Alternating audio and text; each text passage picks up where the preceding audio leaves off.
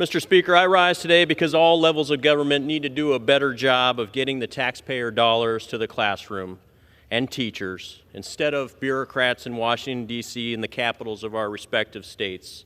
From Washington, D.C. to Sacramento to the county governments, far too much educational money is squandered on administrators and central planning bureaucracies. I see a path, Mr. Speaker, to paying our teachers up to 12% more without spending an additional dollar from current federal or state budgets. This week, I'm introducing a bill that I hope eases the pain for teachers and students in the classroom.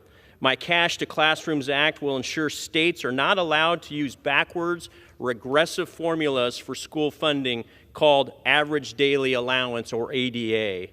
In California, statewide data for the 2021-2022 school year shows that an ADA to enrollment ratio of 91.4%. That means that 8.6% of what should be the average school's budget is withheld because of absentee rates at the state level. So that's an 8.6% reduction to their full funding because of a metric that, frankly, the schools and teachers can't control. The teachers and principals largely can't control who comes to school on a given day. In many cases, the students and parents themselves can't control when they come to school. In California, there was a waiver that allowed schools to be fully funded despite absences because of COVID, but that waiver itself is now gone. But also in California, many schools still today require students to stay home if they test positive for COVID, regardless of the symptoms. So students aren't allowed to come to school, but the schools are forced to eat the cost.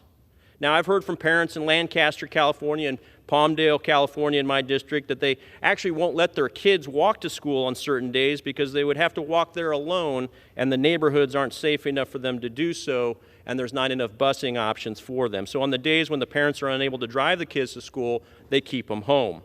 Again, not within the control of the schools and not within the control of the teachers.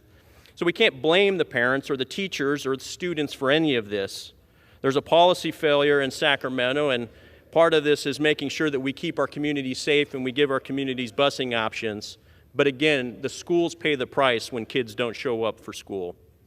In reality, this average daily attendance policy is actually very regressive. It's particularly regressive for disadvantaged groups. It hurts the underfunded districts, the poor neighborhoods, the schools with higher percentage of minorities the most. These are the schools that need the funding the most, the schools that have the highest ratios of students to teachers, the schools that have the toughest challenges with recruiting and retaining teachers in the classroom.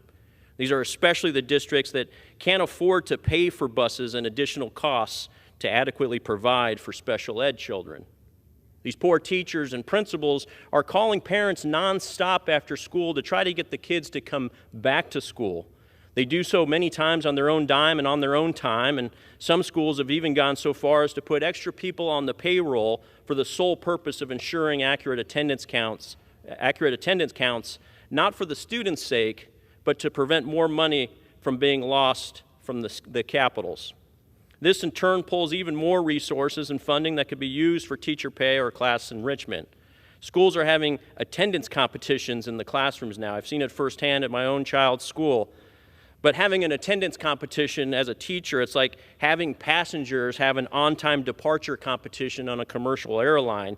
You can root for an on-time departure as a passenger, but in reality, you have no say whether the flight takes off on time.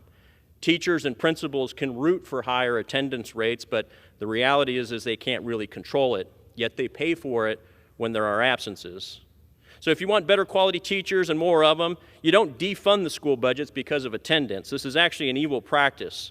Only 7 states, including my state of California, unfortunately, utilize this average daily attendance or ADA method. There's a reason why 85% of the states don't do this. It's because it aggravates the problems of attendance in our public schools, and it doesn't make sense. Let's pay our teachers more and not less. Let's get resources into the classroom and not fewer. And let's not let bureaucratic agencies pocket the cash on underruns that are created as a result of absentees in the classroom. In my district alone, the local schools are getting only about 90% of their funding because of this archaic way of funding schools. We can give the teachers a 10% pay raise with that money if we didn't fund schools this way. This would actually attract more talent, better quality workforce, and keep that talent in the classrooms longer. And here's another lever, Mr. Speaker. Administrators at the Department of Education here in Washington, D.C. on average make 2 times more than teachers in classrooms in California. The administrators here, the bureaucrats in D.C. within the Department of Education, make $120,000 on average every year. Let's pay the bureaucrats less and pay the teachers more. Mr. Speaker, I'm committed to ensuring money is spent at the lowest levels of government. A dollar spent from the federal government behaves like 15 cents by the time it gets to the classroom.